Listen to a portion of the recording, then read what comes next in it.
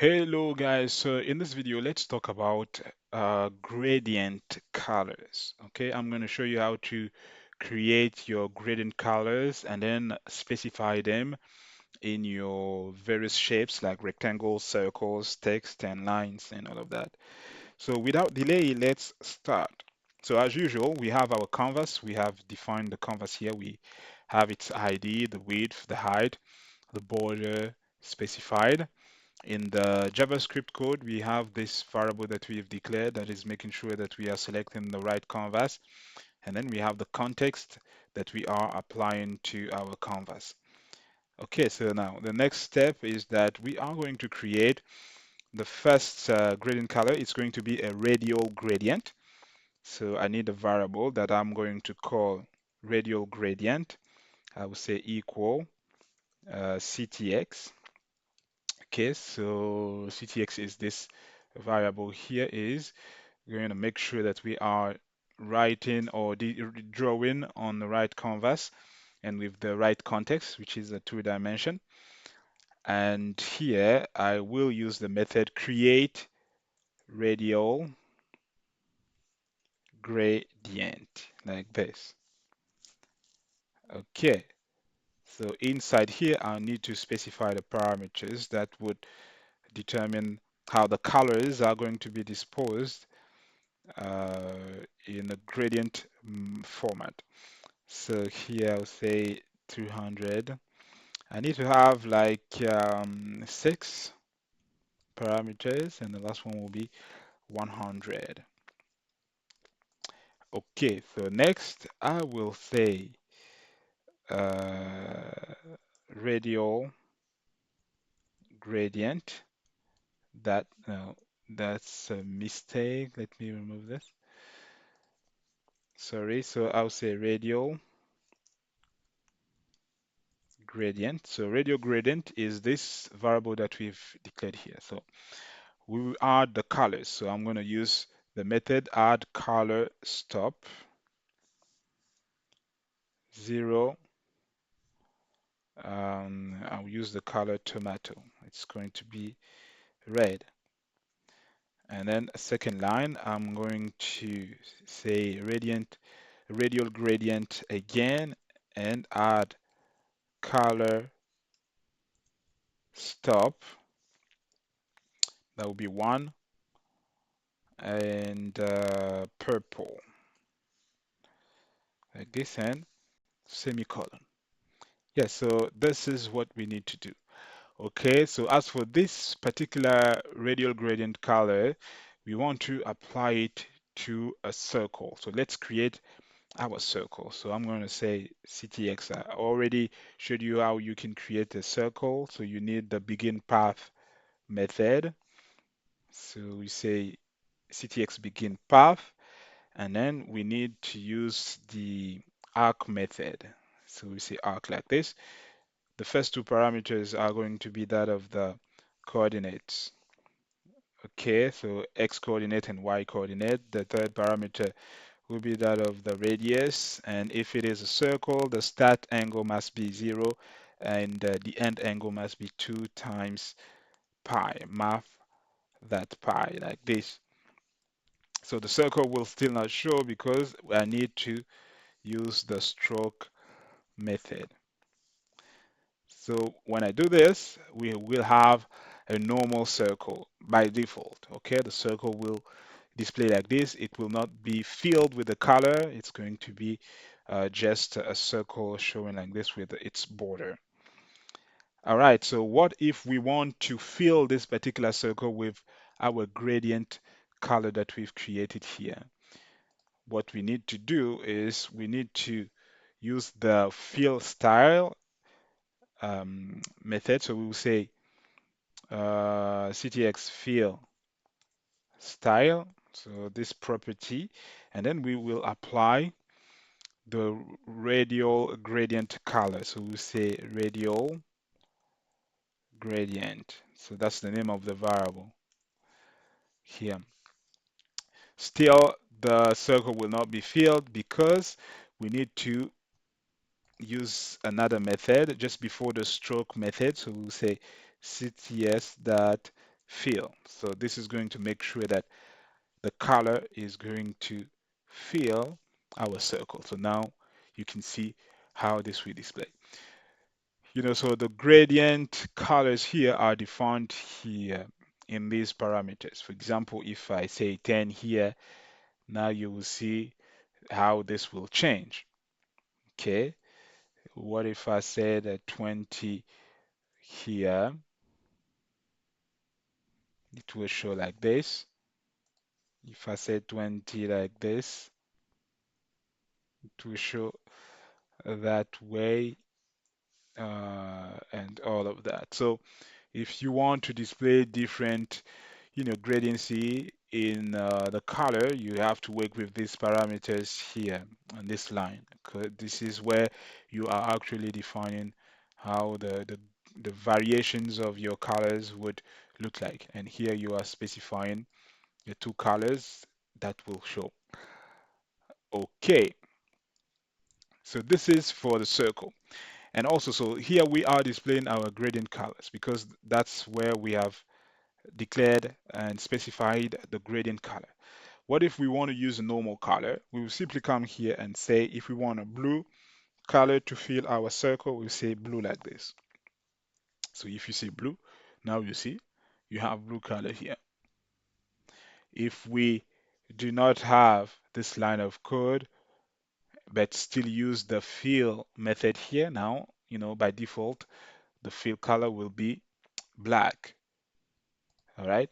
So that's basically how you can play with this fill property, fill style property, and the fill method in order to determine the color that will show in your circle. So this is the radial gradient color. What if we want to have a linear gradient color? So we will still do the same thing, okay? So let me just copy because we want to save time. If I copy this line of code and I'm going to change. So I'm going to create another variable that I will call linear gradient. And here the method would be instead of radial gradient, but linear gradient. And the number of parameters are going to be reduced. Instead of having 6 parameters, I'm going to have 4 parameters here that are going to determine, the different variations of the colors that will show. So I can change this to 50, 50 here as well, 10, and 100. So I'm going to come back to these parameters later. Okay, so here instead of radial gradient, I'm going to use this linear gradient. Here, let me copy, paste here, paste here again, and I'm going to have this. So let me remove these lines of text of code. Okay, so I will say like this. I want to draw a rectangle.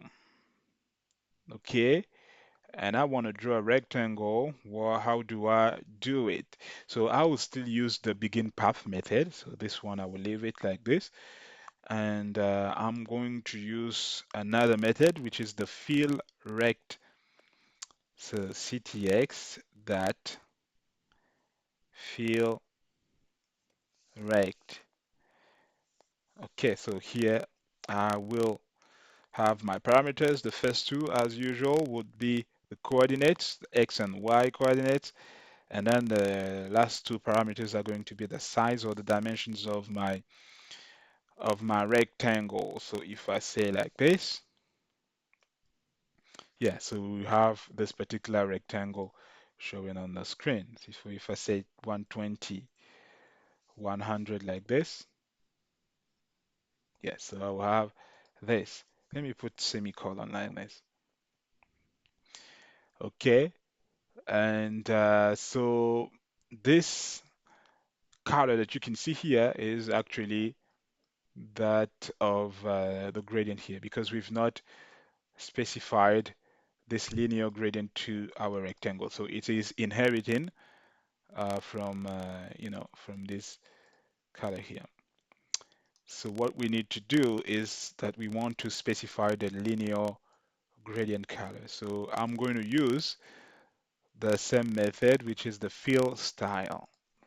So I'll come here and say ctx dot fill style, and I'll say equals to linear gradient. Yeah, so I'll say like this and semicolon.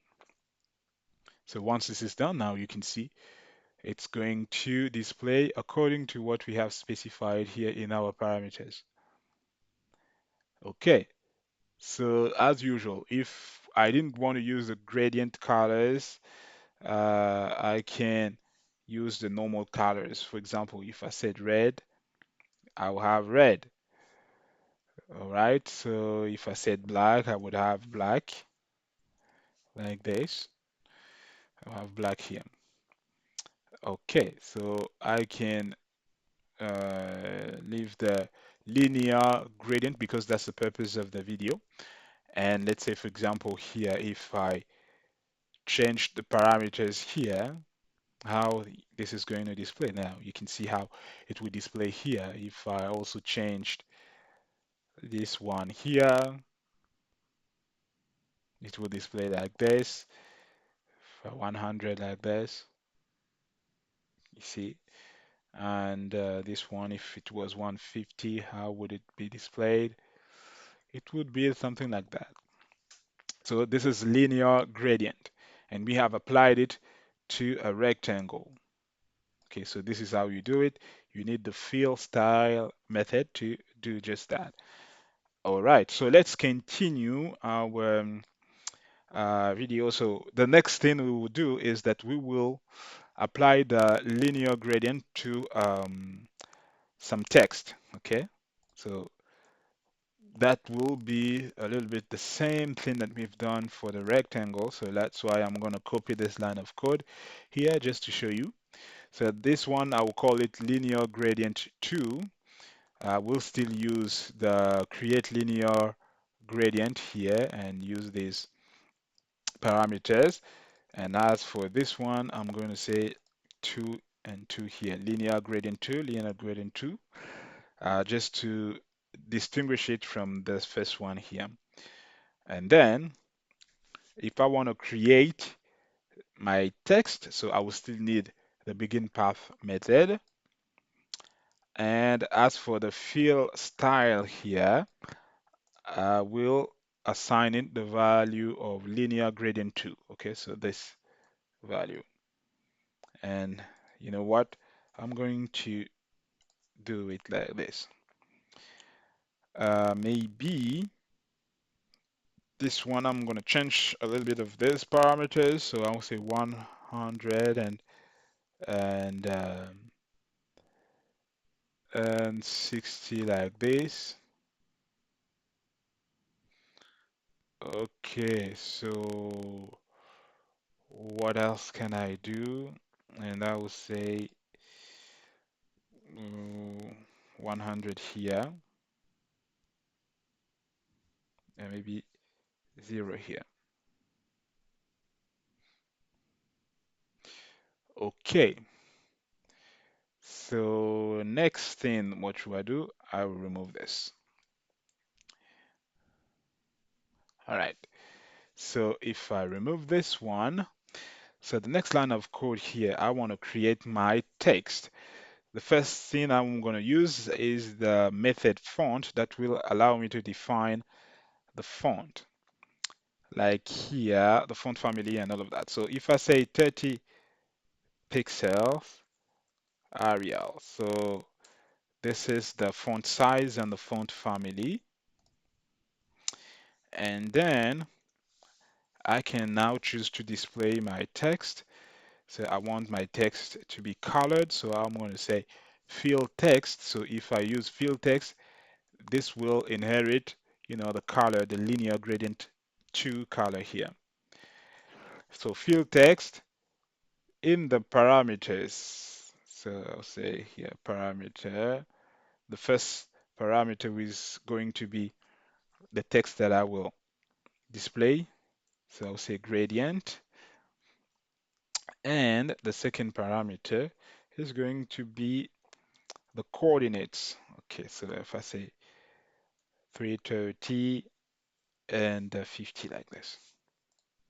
Now you see how this will display. I have gradient here. All right. So now I can